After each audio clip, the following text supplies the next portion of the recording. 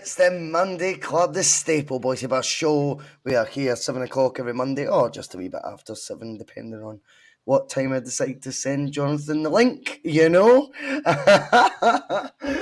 Anyway, we are going to be talking about the latest transfer links, signings that might look like they're already happening, as in lager. And we'll be talking about the potential link of Ryan Fraser. Will there be anyone else? No Livakovic, no goalkeeper, no Croatian international on the horizon at this moment in time. More departures. I would have thought there would have been more by now, if I'm completely honest.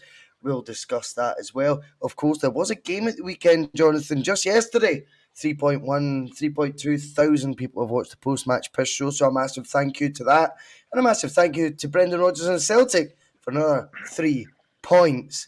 Before we do all that, we'll do all that good stuff. All that good stuff means gears alike right now. Monday, apparently there's competition on a Monday night, so we need to make sure we hit that like button, get the algorithm going, and get the viewers up, get the passengers on the bus, pack them on.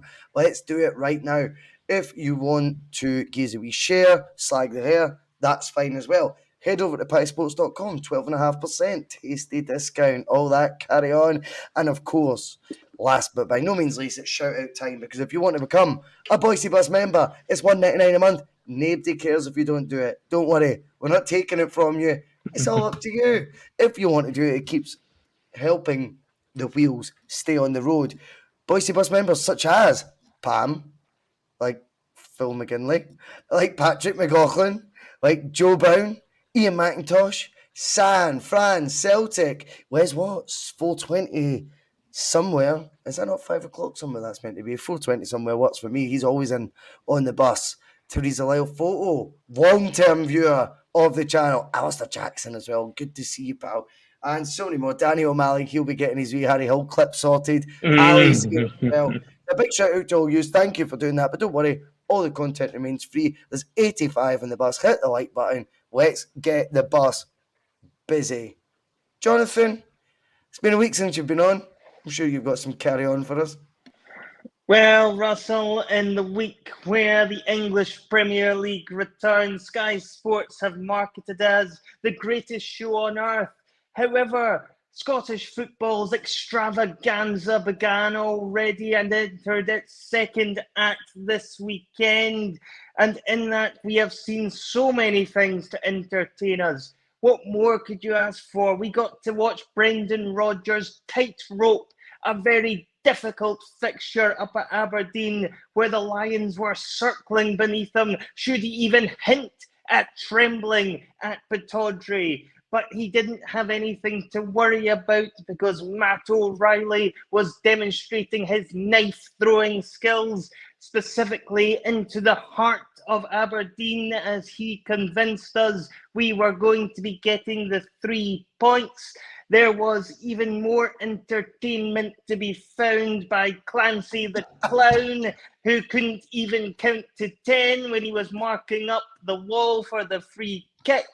But you've also got to look further ahead and really the main act, which is the Celtic board, and a magician act, if you will, because we are going to find out in the next couple of weeks whether it's going to be a disappearing act from the Celtic board, or whether they have a few rabbits in their hat that they are about to show us all. But whilst we wait to find out all of that from the board, refreshment has indeed been ordered in the form of Swedish lager, just on time to keep us calm and composed as Celtic fans.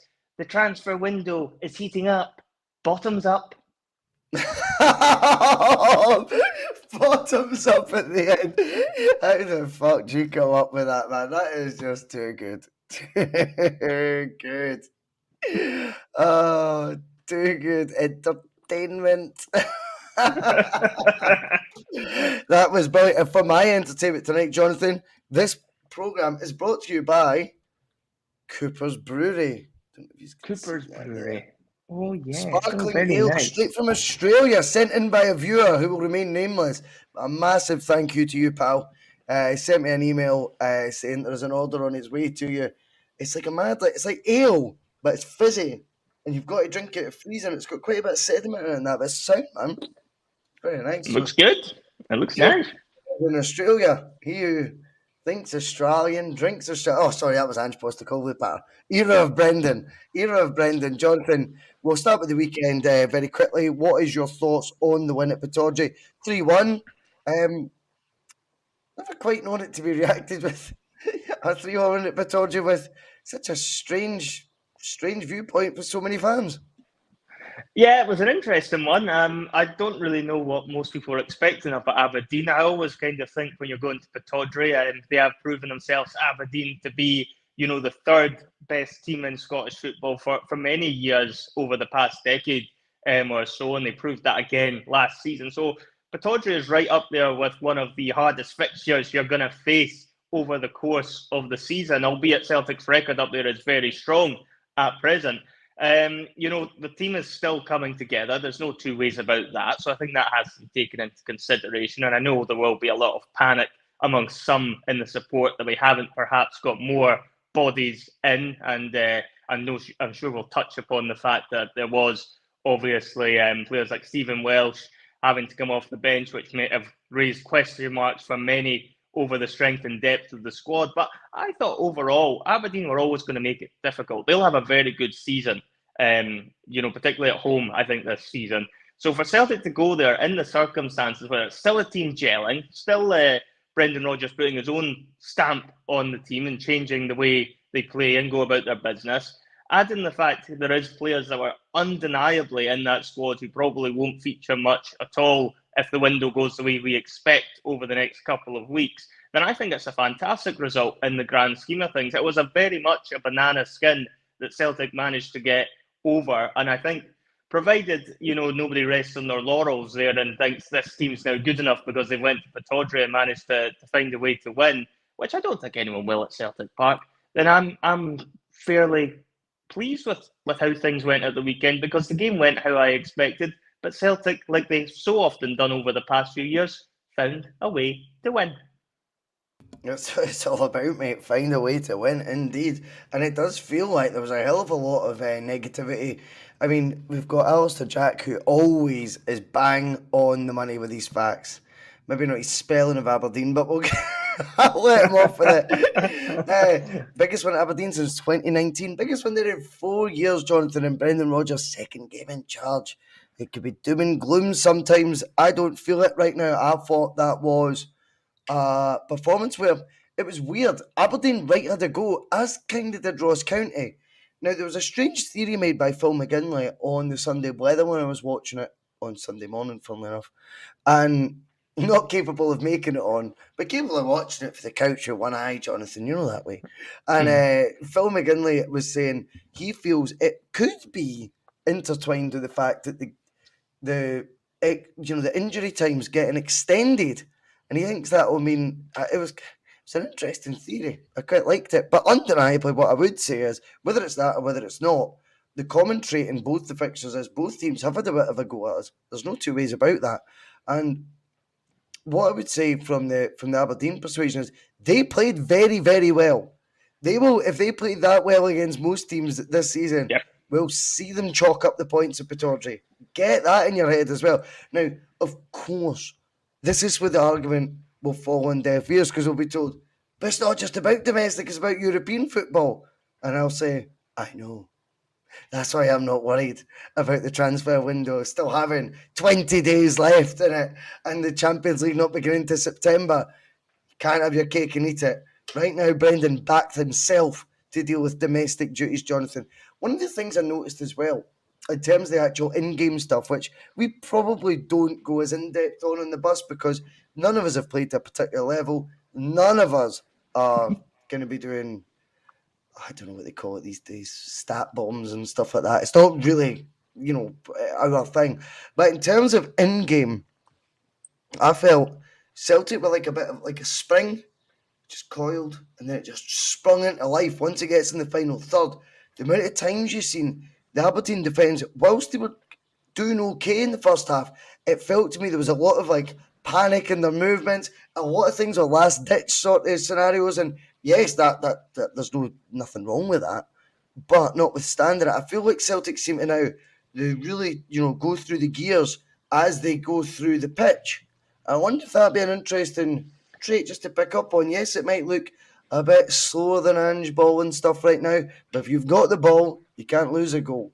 And I think now it's going to be about that, hit them hard once you get into that final third. It all just comes to life. And we look very dangerous, Jonathan, still in the final third. That's without Jota, my favourite player, of the past couple of years, I've got to say. I still think we look dangerous. Yang comes on, that assist, Jota-esque. Is that too far? It was, yeah. I mean, there was elements of Jota in that assist. I think he's looked very promising from what I've seen of Yang so far in the Celtic shirt. Certainly looks like he might well turn out to be the best of the signings that kind of came in so far this window. And I think, to be fair, I think Holm did pretty well when he came on as well. Which I think sometimes the players that have came in this window, they've almost been overlooked and shunted in some quarters because of the fact they weren't necessarily Brendan signings, but just because they weren't Brendan signings doesn't mean they don't necessarily have a place in the team, and doesn't necessarily mean they couldn't go on to become, big players for us over the season. So I think the substitutions certainly helped us. I think, Atati coming on, I think, was a big impact.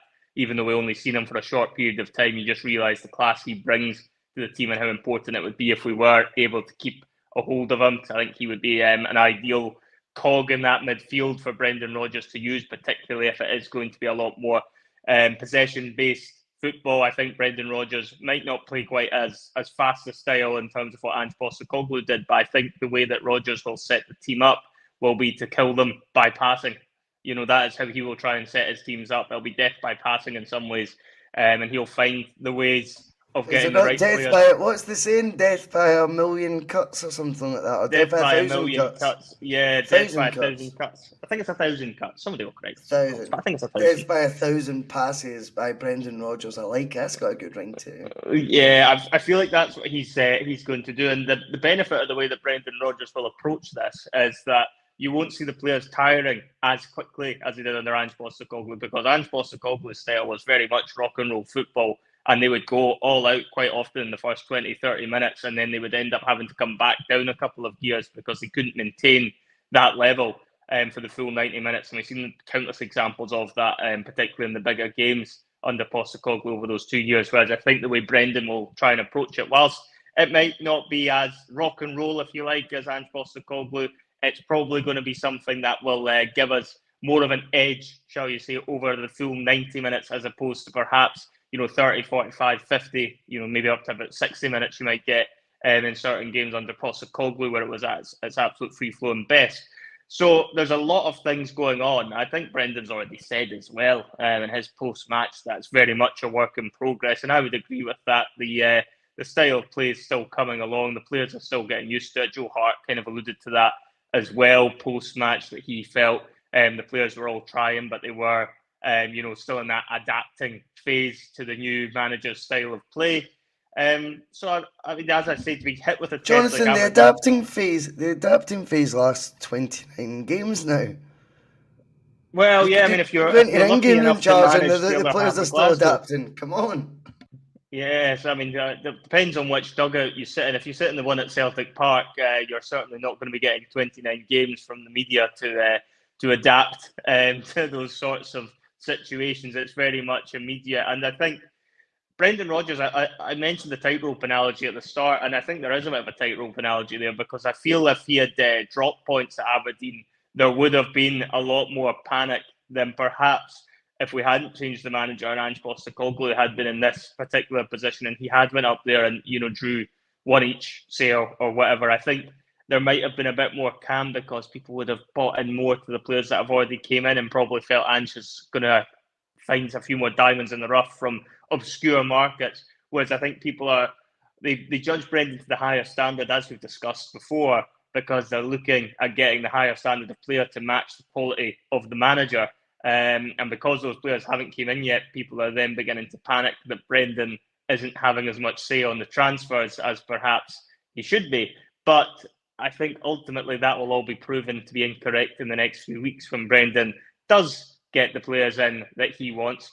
But I think, notwithstanding that, he did have to get the result at Aberdeen, because I think it put a lot of pressure on him. And at this point, Notwithstanding that, you dare use my own tricks on me, Potter. You can't just steal my fucking power. Well, I think I What are can. you I going mean, to it's just say? a word. Acutely aware. He's going to start like, just carry on, Jonathan. No worries, mate. Cheers, pal. Well, I just was putting that out there, that, notwithstanding the fact that, we had to get a result there, I kind of felt that was, important in the grand scheme of things, that, we didn't give, Rangers any oxygen after they fucked up on the opening day of the season. And I think as well, from the fans' point of view, there's still an element there that has to be won over by Brendan. I think there's obviously concern amongst a large section of the support in terms of how the window's been going thus far. And, that anxiety can quickly unravel if, the results aren't there on the pitch. And I think Brendan is acutely aware of that, Russell. And that is why he made sure that he got a win at Pittodrie. And it might not have been the best performance that we're going to see under Brendan Rodgers this season. He won't be caring, because he got the points. And that was all that really mattered at this point. Until he's built that team the way that he wants to build it and got them playing the way he wants them playing, Brendan Rodgers will just be quite happy to take his 3 points and move on to the next one, because by the time the next one rolls around, he'll be feeling a lot more confident that there's more of his players in the building, and more of those players that are already in the building understand that he wants them to play. Exactly. And this is why it's the perfect storm, because basically what's happened is you get the first 2 games out the way, and then you get your 2-week window. But your 2-week window happens to end, just enter into that phase 3 of the transfer window we were referring to on a few Monday clubs now, Jonathan. It's all coming together nicely. What I would say as well, second game back in charge, he is under far more pressure than Ange Postecoglou was, as the most recent example, by the way. And that's not a dig, it's just a fact. I think he's under far more pressure. And he's to go to Pittodrie, a resurgent Aberdeen, who it turns out had won points-wise. I think they were third since Robson had took over. I think they showed a collection of stats where they topped the table for certain aspects as well. I think goals conceded they topped. This is a team that is definitely on the up right now, and notoriously one of the toughest away grounds. We all know this. And it's no problem. Big Brendan goes there with, the 5 worst signings of the worst transfer window ever. He still manages to make Yang get an assist. He makes Holm look a proper player. I mean, he must be a miracle wonder already, Brendan, considering how bad these guys isn't that have been signed, Jonathan. This is where people get mistaken, where Celtic scouting network isn't full of idiots, and players aren't getting recommended because it'll save, let's be honest here, this is the way it'll be described, Peter Lawwell a few quid, which isn't quite the truth, as much as I don't like Peter Lawwell's presence there any more than anyone else. When I see his face, it does my nutting. But one thing I would say is, these scouts that are recommending these players that are coming to Celtic are doing it from a position of footballing perspective, not because, it'd be brilliant if Celtic get that home guy because he's only 3 million quid. It's not a football scout looks at it. Now our scouting network has undeniably been enhanced. Again, what was one of the first things Brendan Rodgers said when he came in? How turned around the recruitment sort of policy and structure, that's the word, the recruitment structure was at the club, and how exciting he found that. How on earth can we now go back to thinking that's not going to mean? There's a bit in that for Brendan too. I think he's intrigued more. I think he felt when he left, the bios, the shreds, were pinning the tail on the donkey stuff. I think he's looked into, I think this is how meticulous, and that's a word that gets used a lot, by the way, about Brendan Rodgers. He's meticulous. So see when he has a wee look into how do Celtic then identify these targets, and what is then the process after that to get them to a stage of making a bid. I think he's seen these levels now and went, oh wow, I've got a lot more faith now than what I did before that said player that you recommended to me will cut the mustard. There's a huge difference. Then you get to the fact, this is now, we are entering phase 3. This is now the time you will see moves get made. I'm excited by it all. I like them practicing from Yang. Yang is a better player than what we would have got for Shved 4 or 5 years ago. So we can count that out already. Do you know what I mean? You looked at him and you thought he looks good. And home, that's a couple of times I've watched him and thought, just looks naturally gifted in the ball. Obviously a long way to go. But just because he was £3 million and another guy was £2 million, that's the same value of players you're shiting yourself from Rangers signing, who aren't a treble winning squad already. May well have, okay, we've lost a couple of players from that, but in general, look at it the other way. They signed a player for £3 million, everyone wets the bed. It ain't happening. I think the recruitment strategy has changed. Celtic still have their own mindset, but the actual levels that they go to now, the quality control, shall we say, Jonathan, they go to now, is far more enhanced than what it was the last time Brendan Rodgers was here. Then we've got, now we enter this next 2 weeks, Brendan Rodgers, listen to him again, has promised more signings. He has promised it. He is saying there will be more incomings.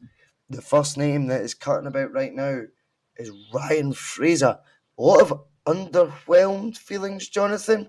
I can't help but feel if Ange Postecoglou was signing Ryan Fraser last summer, I don't know. I don't think there'd be as many underwhelmed noises coming out, to be honest.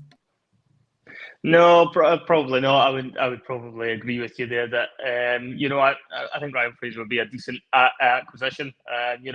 He fills the quota as well for Champions League players because he's homegrown, being Scottish as well. It's maybe not the sexy name, perhaps, that a lot of us might have wanted, and perhaps that is where the sort of feeling of underwhelmment comes from. But I think Ryan Fraser has proven over his time and in his career that he would be more than capable of doing a job at Celtic Football Club. He's been in the Premiership for how long now? So many years. He's been there, Scottish international, been capped plenty of times by the national team.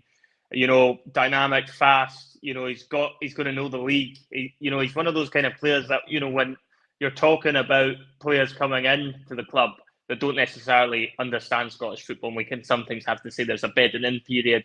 Again, with somebody like a Ryan Fraser, you're not going to have that potential issue. He's somebody that could slot straight in if that happened, late in the window, and even his first game was at Ibrox.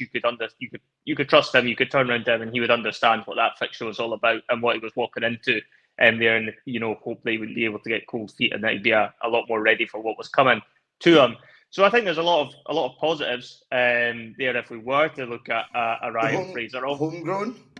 Well, that's what I said. Yeah, homegrown. So it does obviously help with the Champions League aspect and quota there. So I think there's far worse players that we'll be looking at than Ryan Fraser. Of course, it'll all be about what the deal is going to be and whether it's going to represent good value for money. Because I think he's 29. I think now that I know age is more your sort of area of expertise, but I believe he's 29 years old. So 30 in February, I think.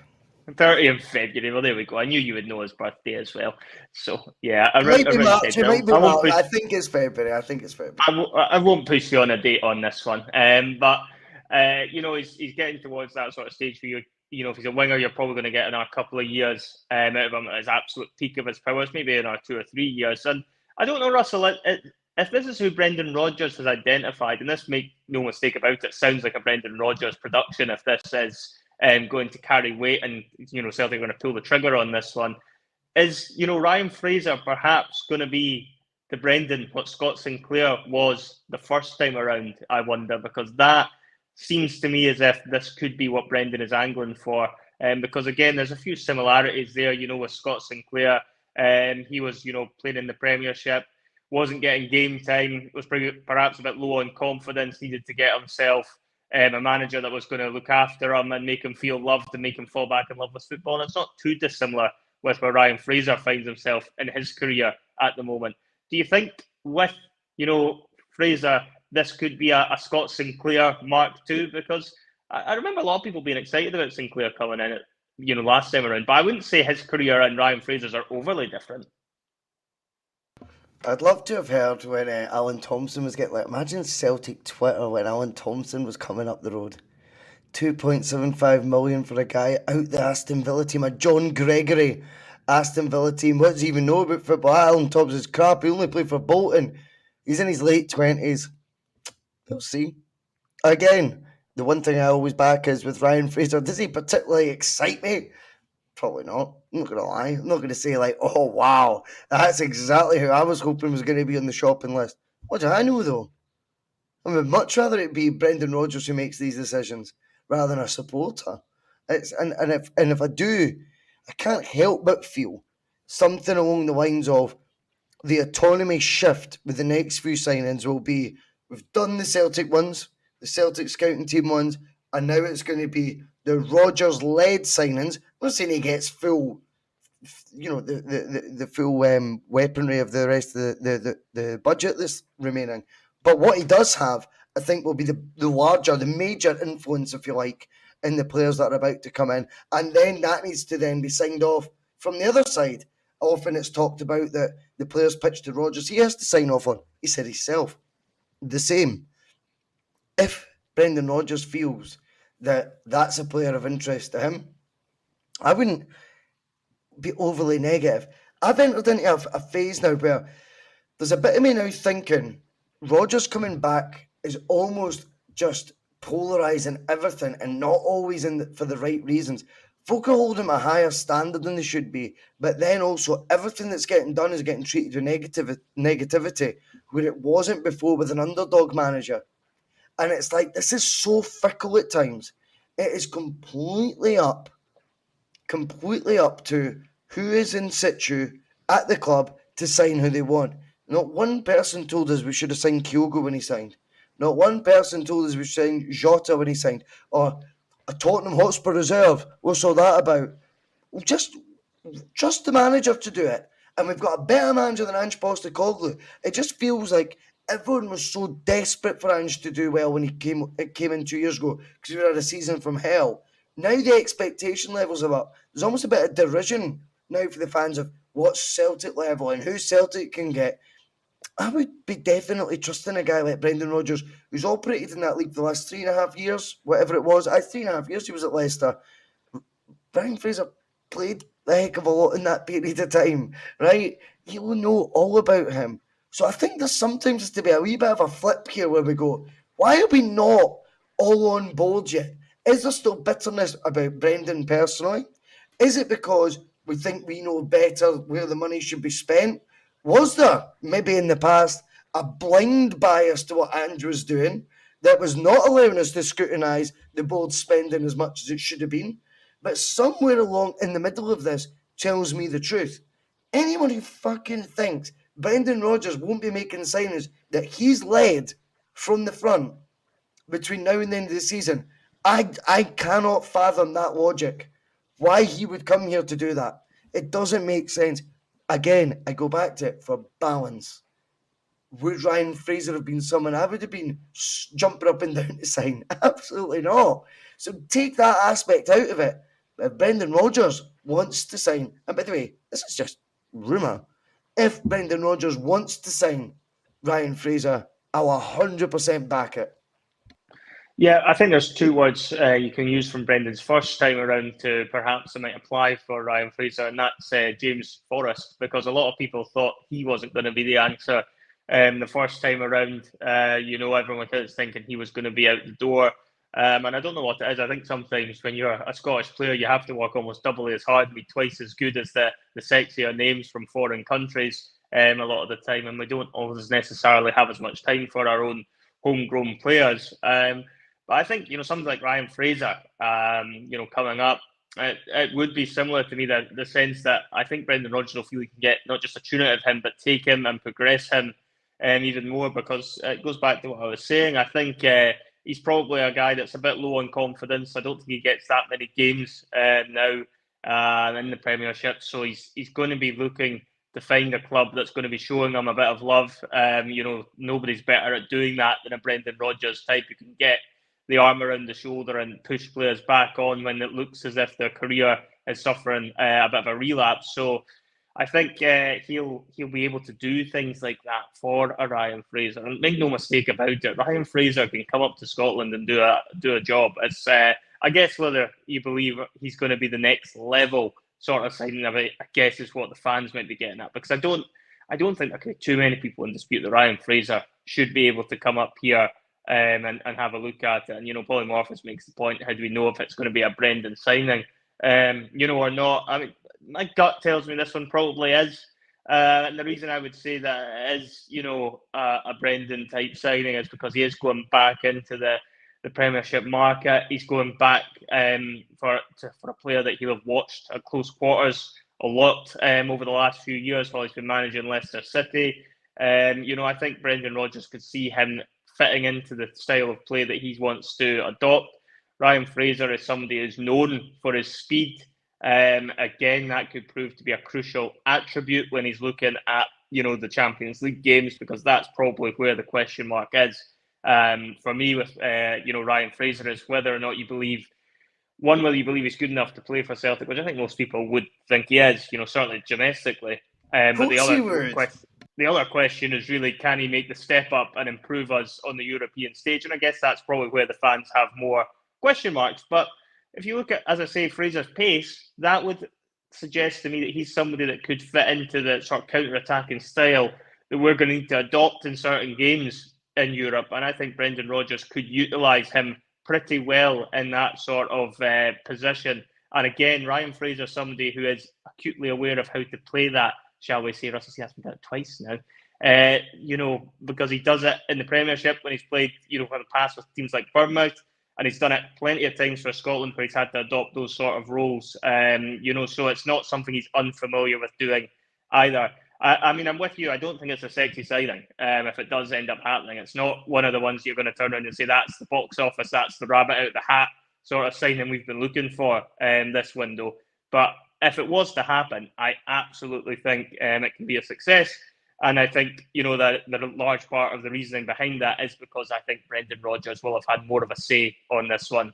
And if Brendan Rodgers believes he can get something out of a player, I think his track record, particularly from his first time around in developing players, shows he deserves that opportunity to do so again. I agree. The judge is typing frantically tonight, and he's obviously on the other side of the coin, and he's entitled to his opinion on it. We need to be accurate, though. He says, ironically, it's only certain things he says that people remember, which is probably true, because I don't remember everything Brendan says, but he remembers him saying 3 times, we won't be spending big pounds. So I'm saying, he said we wouldn't spend 15 to 20 million, but Mark's saying big pounds. I said, mate, but that comment before would suggest that you were saying Brendan said he wouldn't spend big pounds. So I'm a bit lost there, pal. As far as I'm concerned, Brendan's never once said anything about we won't make a big signing or a big pound signing, a big money signing. I think he's very much trying to dilute what was his name? Was it Riedel? Who was getting linked with £16 million? I think he's tempering that.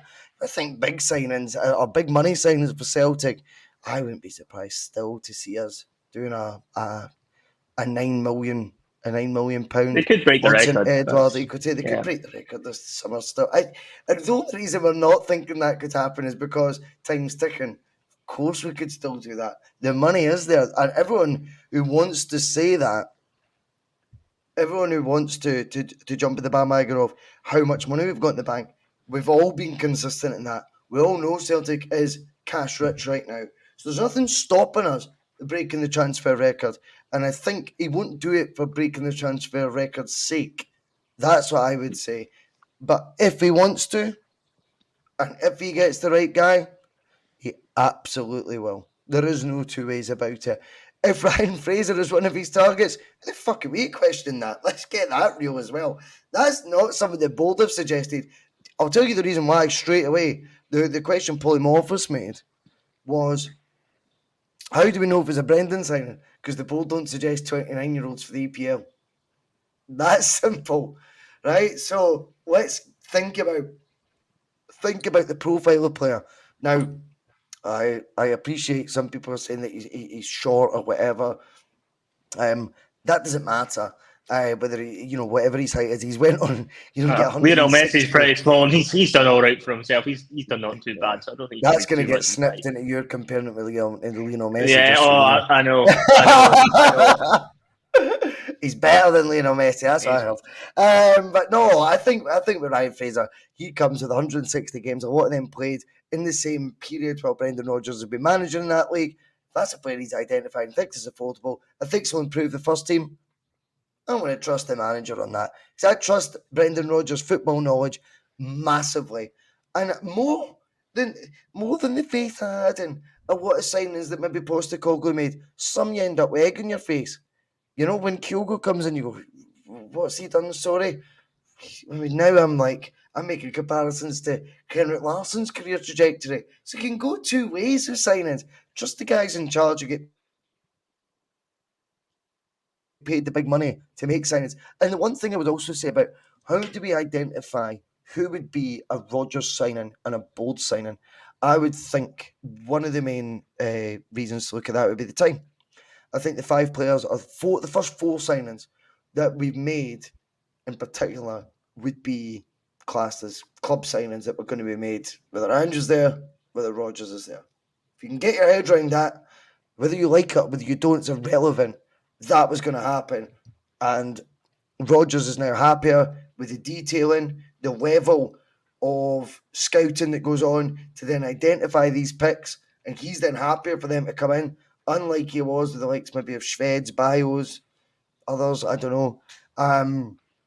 I think now we're in a stage where he trusts that bit of the process, but he also will never, ever not stop trusting himself. And I think Rodgers is about to back Brendan Rodgers in the next couple of weeks, and I'm excited, mate. And I think that this is why, again, people just it's so easy to get caught up in it all right now because you expected signings to be made. We've played a blinder so far. We've got to this phase 3 that I spoke about, Jonathan, and now it's a 2 weeks till our next game. This is now the time.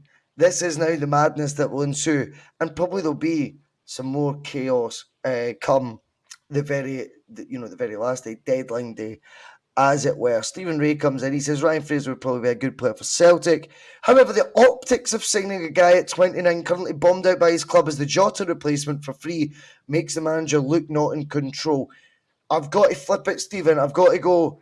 I said this last summer about Aaron Moy, 32, hadn't played in 2 years, to come in at a midfield where, we seemed pretty strong. O'Reilly, Hatate, and of course the captain, Cal McGregor, looked pretty much nailed on to me. Moy was brought in as an absolute virtue signaling load of nonsense and a project for Australia, in my opinion, and he was 32 at the time, hadn't played in 2 years, and yet, if you said that a year ago that he was underwhelming, you were laughed out the door. In fact, it turned quite abusive in the old Twitter. Not that I can't handle that. I quite enjoy that. Ryan Fraser coming at 29 with 100, probably a similar EPL career behind him. That's the irony. Mm-hmm. And fitting the homegrown criteria and going to be probably naturally fitter than longer than 3 months of the campaign and probably not retiring at the end of this season, having, appeared at a World Cup just to suit his own agenda. It's funny how much more negative it's looked at, is it not? Yeah, it's interesting when you compare and contrast, different players that have came in that have got, similar career trajectories. I think, even with a guy like Ryan Fraser, he's still got another few good years out of him at that age. And, it's another player that he's going to be looking at. And who's to say he's necessarily going to be the Jota replacement and there isn't going to be somebody else that Brendan Rodgers has identified as well? Because you've got to remember, James Forrest is, as much as he's been, great for the club over so many years, he is now getting on a bit, and he's probably going to have to play a bit part role. That does leave you with the likes of Abada on the wing, Maeda potentially. I mean, there is still potential there for another winger to possibly end up coming in this window, I think, as well, particularly if he doesn't sign a striker, because he's going to have a dilemma there that he's going to need to try and work out at the moment, because it looks like O's going to be out for a few weeks. That only leaves him with Kyogo as his natural striker, unless the plan from Brendan Rodgers is to move Maeda into a more central position, which I think we've seen at Pittodrie that there's a lot left to be desired in that, because right before O'Reilly scores, Maeda's decision-making when he's through on goal is an abomination. To be brutally honest, what to do. Yep, he didn't. He just ran and ran like a headless chicken. and then he almost, didn't realise where he was when he even He had the tried to shot. force an angle. But it was like I think I seen someone say it was like a kid doing it. Do you know what I mean? Like a veteran goalkeeper or whatever, and then the goalkeeper just lets it go in. You're trying to force that angle. It's just stupid, man. I don't. I watched it. I thought he doesn't know. I knew straight away he doesn't know what he's doing here, and you need to have that instinctiveness in you. I thought we would sign a striker this summer. I still do.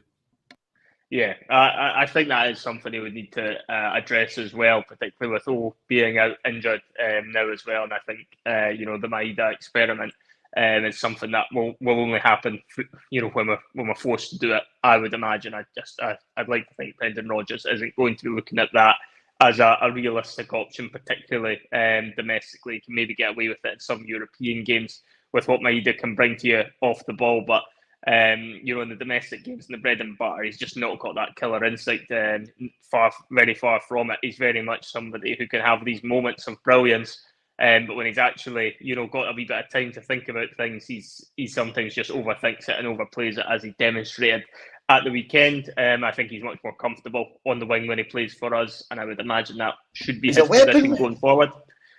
Yeah, he's dangerous. Weapon. He's a weapon in that front three. He's a huge weapon. I think he's an asset to the team.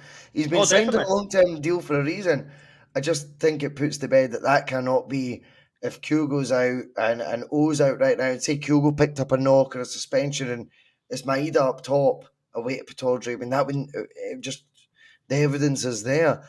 I also don't imagine Brendan wanting to be as complacent when he's at the beginning of a cycle, and he calls it a cycle, to want to begin his cycle with just two first-team strikers and one who's a kind of, someone that is getting used there but isn't really a front man.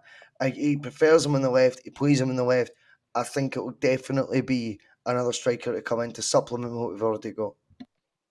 Yeah, I think that would make sense as well. I think when you've seen Maeda, I actually had a really good game at Pittodrie out wide. I think he caused them a lot of problems. They didn't like his pace running at them, and I thought he actually played it pretty well outside of the miss towards the end. But if you're looking at it and we're needing another striker, then you could possibly argue Fraser coming in that fills up the winger quota. Then in that case, but if Brendan's happy with that, then who are we to disagree on that one? I think, fair enough, Ryan Fraser isn't going to be quite the same standard as Jota, I wouldn't suggest. I don't think Brendan would perhaps get him quite as good as that. But there's still players in the building that I think have more to offer as well. I look at somebody like Aliyah Labada, who I think has tons of potential to come on to more of a game, who now looks like he is going to be staying in the building. I think Brendan Rodgers has managed to convince him to hang around. And had that sort of conversation and, worked his magic on Abada. And I think, somebody like him has that potential to be the replacement for Jota, and just going back to that previous comment. And it might perhaps not even be Ryan Fraser who has that responsibility completely on his shoulders, because I would if like he were to join. If he were to join, yeah. There's a lot of ifs, buts and maybes going on with a lot of this at the moment. But if buts and maybes and all that did come to fruition, I would agree with you. The next sort of position that he's going to want to look at, I think, is striker. I think he's going to want one of them. I think he's also going to want a left back. I think he's also going to want a goalkeeper. I think left back was interesting because I know Liam was on post match and he gave a pretty scathing analysis of Greg Taylor, to put it mildly, but he's been consistent with that for a long time. And I thought Greg Taylor looked like a rabbit in the headlights at times. At the weekend there, and I think that is a bit more alarming when you're in that sort of position, for somebody that has been a regular in the team and somebody that is, a nailed-on starter at the moment, that we might need to look at improving that area, because it is one that could come back to bite us on the arse if we don't, when we hit these European games when we're playing a better quality of opposition. Brendan's too aware of that, Jonathan. He's just too aware of it. This is the mad thing. If we think as fans we're the ones that are the only ones seeing it, come on, do yourself a favour. Take a back seat and watch. Whatever we think, amplify it by a million. And that's how Brendan Rodgers can identify situations and issues in a football team way, way, way ahead of what we can. And I accept that. And we're not entitled to an opinion, of course, absolutely.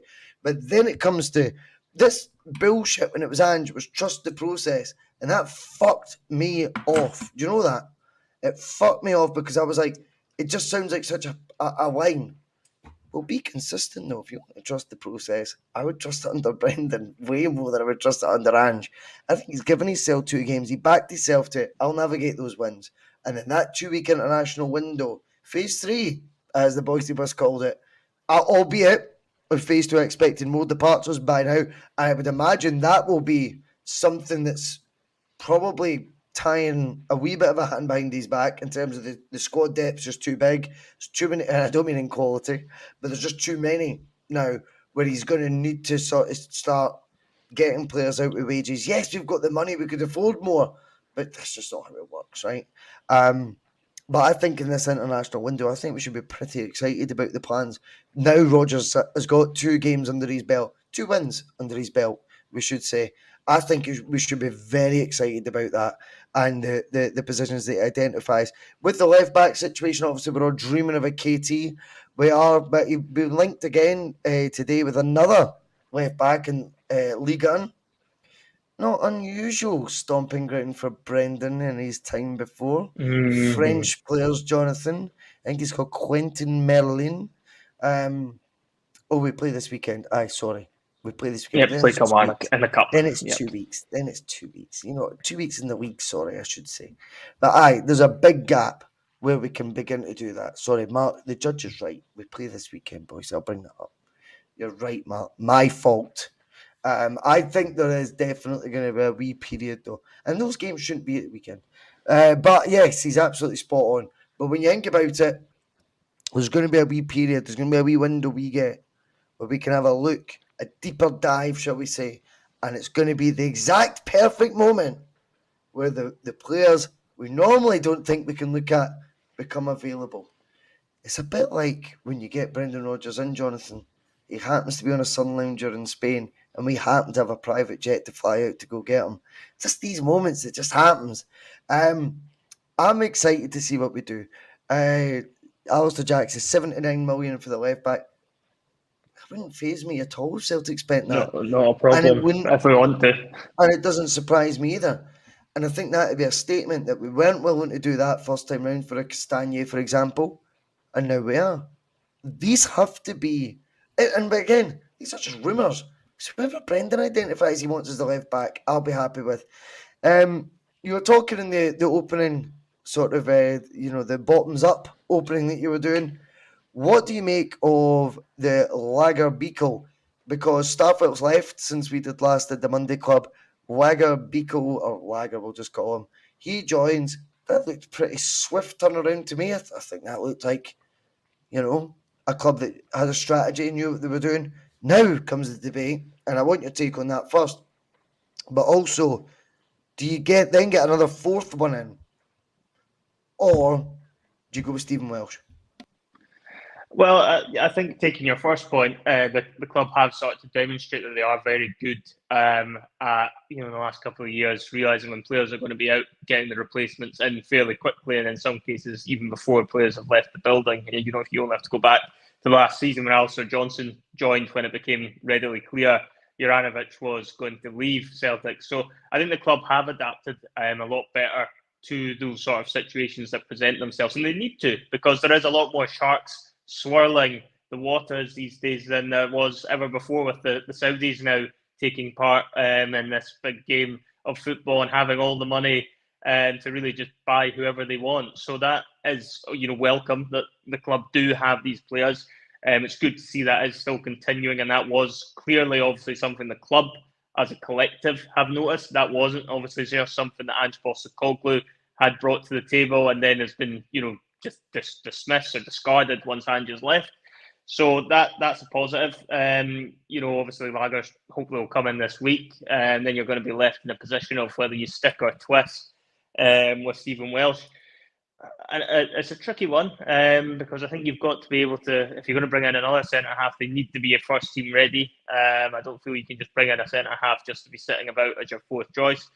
Welsh, again, is going to fit your Champions League quota for players. I know that doesn't necessarily mean you should just get a pass just purely on that basis, But I thought he actually, in fairness to him, wasn't terrible against Aberdeen. I don't think he's the answer for the club. If he was to have to play, and there was a lot of injuries at the back line and he had to play, 10, 15 games in a row, say, then I'd probably be concerned. So I think it's one that we would have to look at potentially, but only if the right player was going to be available and not just to sign somebody just for the sake of being backup. So it would really probably depend whether or not there is somebody else out there the club or Brendan have identified that they feel could improve that position again.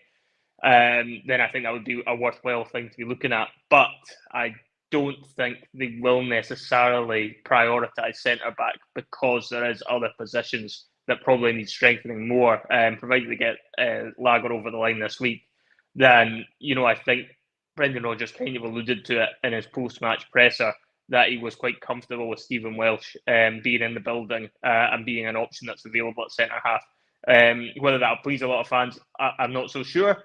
But I think, because of the fact that, as I've suggested, Jonathan, I think goalkeeper, left back, striker, they all need improved. And I think that's where the centre back position might not be looked at again this window. Everyone wants a new player for every position. They don't actually believe when they go, I like a manager who develops players, I like the youth system getting used. They don't mean it. They lie. They just accept it. We all lie, right? Nobody cares. Everyone, and if a youth player does get the promotion of the team, will instantly say, not good enough, not good enough, this isn't good enough for this isn't good enough for that. Then they come good, and we all have to eat our words. Everyone just wants new players all the time. We're greedy. We don't have a clue how a manager thinks because none of us are football managers. This is a system right now that Brendan Rodgers is in the midst of in this window that is about to reach its boiling point. And of course, from there, we have to trust his judgment the same way we trusted a manager who had never been at a club of this stature before in his life to do so before. Now, we've got a guy who knows his way around the block here, knows the course that he's in, and I think comes back with a bit more swag and a bit more money in the bank. And I think we will find out just indeed what the intention of Celtic are in the next couple of weeks. My advice to all fans, stop being businessmen. Be excited. Be excited. Don't worry about the fee. Worry about who Brendan has identified. And again, the 1st September looms. I look forward to seeing how Celtic look at that time. On that note, we will call the debate there and we will bring on the big man, Phil McGinley. What's happening, son? All right, guys. How you doing? Good, very good, Phil. Very good. Good stuff.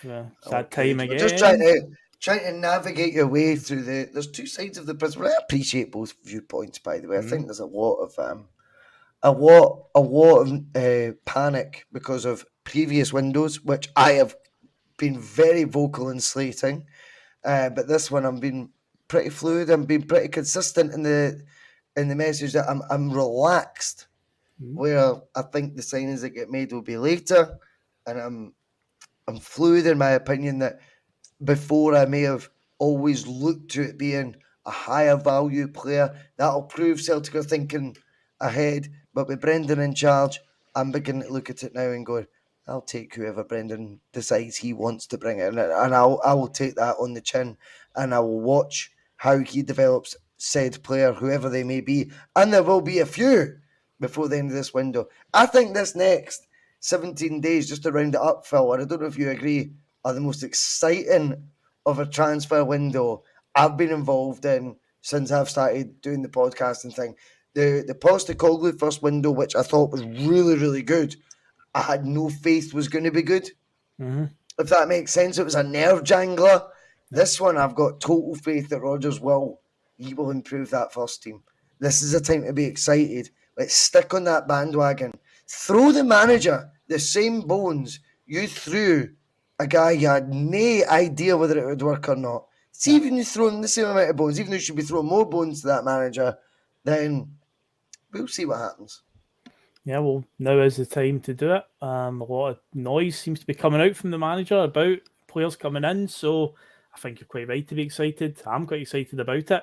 So, I'm intrigued to see what we add in the next, 17 days now. So, God, Yeah, it's getting close, but yeah, I mean, ideally, you don't want to be sitting watching Sky Sports News on deadline night and waiting for an announcement. But I do get the feeling we're going to end up in that inevitable position. But we'll wait and see. We have had some storming nights on deadline night, to be fair, in the past. So there You has got a been. yellow tie, Jonathan? Oh, maybe need to be called upon to do deadline day on the bus. I hadn't thought about that. You would have to host. If we do a deadline day, you have to host it. There's no Well- one else for the job. Just so you know. So tell your work you're taking a half day the next day. You're going 31st at of lunch. August, is it, the deadline? I'm sure it is. 31st That's a of busy August, night yeah. because one, it's a Thursday, so we've got the first night forum. The Champions League draw is that night as well, and it's transfer deadline night. It could be Is quite that a definitely night. right? 31st August. I keep seeing it quoted in other places. So the Champions League draw is the 31st August as well, Wow. and it's a Thursday, and we do a show on a Thursday. How convenient is that? It's almost like the stars aligned. Oh, That's called yeah, a might be hat-trick. I'll be a busy The Holy Thursday Trinity, night that's forum. what it's called, Russell. It's the Holy Trinity, mate. That's what it is. Of all of that just coming together for us to talk about on one night. So that will be an action-packed Thursday night, I do believe. Speaking of action-packed, though, guys, it's that time again. It's that time for... Comments off. Oh, yes, Yeah, comments off, they're boys. off. It's time for some sudden death, the Monday night quiz between the brothers Boyce. Yes, that penalty shootout format that we do where they've got 5 shots each. I've also got a question here. Multiple answers. Give me a right answer, they get a point. And obviously, if they give a wrong answer, they miss. And so far, we are 3 rounds into this season of Sudden Death. And Jonathan currently leads 2-1. Yeah. Couple Listen, of rule changes I've just to got let some my- people know, though, just before we go on, just a couple of rule changes for any new people that are watching. Compared to last season, there could be general football knowledge questions other than just Celtic. That can come up as well. We're doing 2 seasons of Sudden Death in amongst the next calendar year. So this season is going to take us up to Christmas, New Year time, around about when the SPFL has its break. And then when we come back from the break, we will do season 3 of Sudden Death. And of course, the person going second now is entitled to a clue, a hint, a riddle, whatever you want to call it, where if they're stuck for an answer, they can play that card. It doesn't necessarily guarantee a correct answer, as they found out so far in the first 3 weeks, but it's a bone getting thrown out anyway. So a few rule changes there. But yes, while I go and set up the aesthetics, boys, you can do your thing. Well, we've got Australia to blame if I lose tonight. Oh, because of those beers. So, yeah, very good. I mean, 5.8%. oh, don't start getting your excuses in early. I can't be bothered with that. I'm just saying, mate. Do you know what I mean? Just, Like, you're not. just- It's that's not just- a fair that's poor competition. You do form. homework. You do homework, and I study Australian beer. You study Celtic's history. yeah, but, I mean, I feel like the first couple of weeks you've just been trying to impersonate Chris Boyce. I think he would give you a run for his money on how Fuck off. poorly you've been doing Fuck on these, off! to be I would honest. love to be in a studio with Chris Boyd. I think Chris Boyd could actually Shut beat you up. at this. You've been embarrassed. Oh, shut up! What? Oh yeah, no, I think you've been pretty embarrassing so far. It's been shocking. It's been shocking. That's the motivation I needed. Good. Glad to hear it. You better hope it's not a Celtic question this week. Maybe One you'll more do a drink. bit better if it's not. Needs a bit more courage. Oh, yes, indeed. So, yes, now you're all fired up, guys. Let's get on with it. Round number 4 of Sudden Death. So, Jonathan, you got the point last week. Do you wish to go first? Do you wish to go second and be entitled to the clue? I am going first, Phil. First again. So, Russell, you are second and you are entitled to a clue if you so need it. Okay, so tonight's question is revolving around the League Cup because, guys, we're back in League Cup action this coming weekend. We play Kilmarnock. Brendan Rodgers has a perfect record in this competition, having entered it 3 times and won it 3 times. So tonight's question is all about the goal scorers in the 3 campaigns. Oh, fuck. Oh fuck! Yeah, it's about to get worse, by the way. I'm telling you now, it's about to get worse. So obviously I'm looking for any player that scored in those 3 campaigns, but here's the bad news. There's only 11 correct answers, so the margin for error will close in very, very quickly here, guys. Only 11 correct answers over the 2016-17 season, 17-18 and 18-19 seasons in the League Cup. So yes. I shall start us off. with Moussa Dembele. That is indeed a correct answer. Yes. Yes, in the final.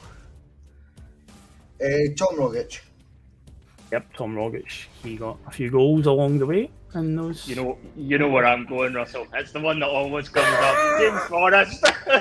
Of course, yep. He was a maverick scoring right? in League Cup finals, but he did score in earlier rounds as well. But yes, he's most definitely a correct answer. Oh, shit. Scott Sinclair. Yes, Scott Sinclair. Mentioned a few times tonight. Ryan Christie. Ryan Christie is indeed a correct answer. Yes. Let's go Lee Griffiths. Lee Griffiths is a correct answer. Yep. That takes it to 3 apiece after 3 shots each. Yeah, I've got a couple of ideas, but I've not got any more that I'm absolutely convinced have scored. I've got a wild card one as well, but I don't know whether to play that yet or not. I think he might have. I'm gonna say Odson Edward. Odson Edward, incredibly, is a wrong answer. Oh, in this no! one. This. Under Brendan, he might have scored in the next season's League Cup, but under Brendan in every season he didn't score. Go on, Phil, give us a clue. Okay, a clue is one would say this player is good at laying the foundation. There you go. That doesn't help me at all. Laying the foundation. Mm-hmm. Fuck's sake. Laying the foundation. Cal McGregor? Cal McGregor is a correct answer, but that's not the one for the clue. But Cal McGregor is correct. So, Jonathan, you need this, or He else needs Russell it. has one. He needs He it. needs it! Yeah. Oh, he needs this! He's not got a clue, look at him! There is only 4 correct answers left, so I'd say the margin for error is getting very small very quickly here. I'm 4 out of 4, mate. I'm going to say Stuart Armstrong. That's a correct answer. You've kept yourself in it, Jono. You've just kept yourself in. But Russell, if you get this, you have won the point. If he lays the foundation. Lays the foundation. Fucking, what sort of mental riddle was that? Oh, man. When you hear what the answer is, you'll go, oh, of course. Now I get it. If he lays the foundation. So there's And only it was 3 Brendan's, answers left. Brendan, it was only under Brendan, yeah? Only under Brendan, so 2016-17, 17-18 and 18-19. Yeah, there's only 3 left correct answers.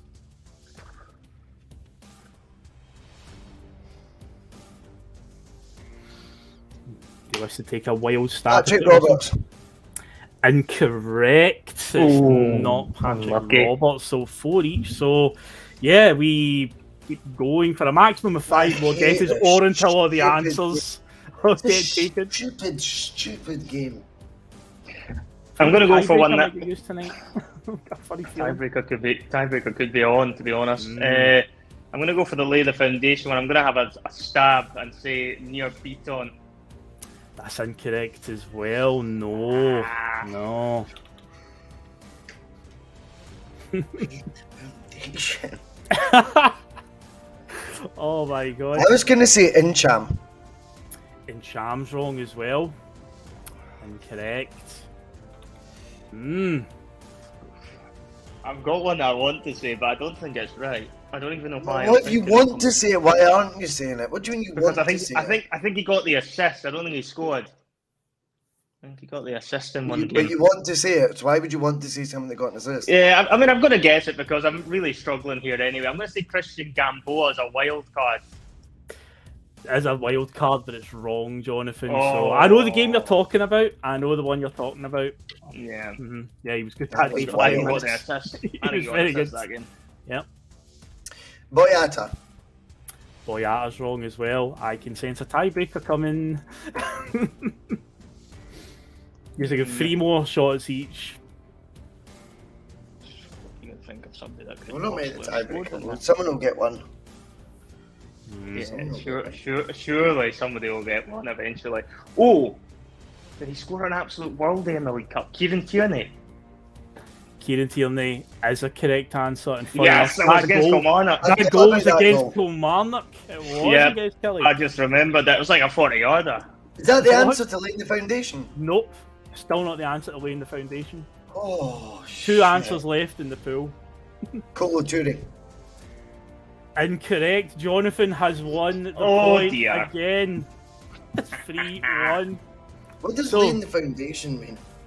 Yeah, I mean, I was struggling with that one, to be honest. If you're building a house, a brickie the foundation. It's Ralston. And Tony Ralston the brickie. was a brickie. Oh, fuck off. That's not even a clue anymore. Just call it Phil's riddle. That's not a clue. Don't call it a clue. Well, people are getting in the chat. Just call it Ralston, the brickie. Call it Phil's riddle. I enjoyed it. I thought funny enough, at the start, I did say it was going to be a riddle, a clue. It's not a clue. Yeah, but just call it Phil's riddle for now on. It's not a clue.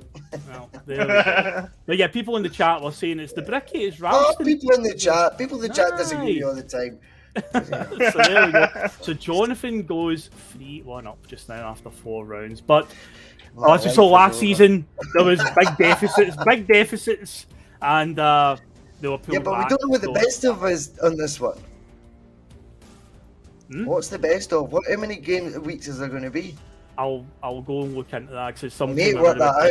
So we know when I'm We're still a good way away from it. This time I was going to say you can't be panicking already. You're gonna wave the white flag after a few weeks. I'm like Conor McGregor after a couple of pints of Irish Stide. Thank you, Timmy Bing. Great clue. Thank you very much. I thought it was a good clue as well. I enjoyed it. It was a great clue. None of us got it, but it was a great clue. Well, I was just thinking more the midfield. I was trying to think of the other one that I was thinking of football terminology when you build for the foundations. So was that. The other one that you didn't get, throw me a bone, was Mikael Lustig. Was the other one that you didn't get. That was the only one that was left. Mikael Lustig. Shit. So, there you go. Against Hibs. Was that the Scottish? It was against Hibs semi-final. Yep. Scott did his piano celebration. Hopefully it's not a Celtic one next week. So yeah, there you go. Oh, fuck, man. Very, very good. Well done, Phil. I enjoyed that. What was the other answers? I say the two that you missed were Tony Ralston and Mikael Lustig. I was only. We did pretty well, to be fair. We got almost all. Aye. Between you, just get 9 out of the 11. Until Phil started his shitey clue thing. Do you know what I mean? Because I was like, the pressure's going to be ramped up here. Instead, it was a riddle I got. I mean, I did tee up for thinking fullbacks. I said Christian Gamboa. I gave you the that threw me even more. I was like, what's he talking about, Christian Gamboa? He got an assist against Partick Thistle. I'm sure he did in one of those games. He was amazing for about 10 minutes in that game. He was like prime Danny Alves, bombing up that right wing. And he's Rogic and Dembele both got goals off of crosses for him in that game. But it was unbelievable. What it was. Just for that wee spell in that one game. Oh my God. Fantastic. Christian Gamboa. Oh well. Yeah, indeed. Back to the drawing board. Maybe you should do your homework next week. I will, mate. I will, and I hope it's on the 1984 Euros. 82 Euros. I think there was an 1984 Euros. Anyway, that's the Monday Club rounded up. Thank you so much. I've got a quick nostalgia-related announcement for the viewers. I've just got to let people know it's back this week, but a new night. I'm going to have to get used to saying it's Wednesday night. You know what that means, because it's going to be on Wednesday night. And would you like to see this week's subject, guys, of what I'm going to be talking about? Yes. What is the discussion? I've done a couple of these before. Tony Ralston, the brickie. No, it is in fact it is going to be versus one, which I've not done for a wee while, but the last one we did was Foster against Boris, which I thought was a good one. So this time it's going to be Virgil van Dijk and Cameron Carter-Vickers. Two players who get very, very closely compared to each other. Yes, we hear the similarities all the time. But CCV, how he's the best defender since VVD, and we're going to look at that. But yeah, it's a new night, and Friday night there will be a show as well, but it'll be not nostalgia obviously because it's moving nights. But I've spoke to Steve-O and I've spoke to David about doing that Friday feeling, as we're going to call it. A wee preview of the game at the weekend, basically. So yeah, we'll be doing that. Cool. So yeah, there's stuff coming up this week every night. Jonathan, I love it. I just find out what's happening on the bus these days live on air. It's brilliant. It's actually the best thing about this bus. I do not Much like Phil's quiz. You just wait for the answer. There you go. Aye. No, I actually like that. That all sounds good to me, Phil. Anyway, Jonathan, it's 3-1. You currently remain. Take it away. In the words of Odson Edward. Top of the table.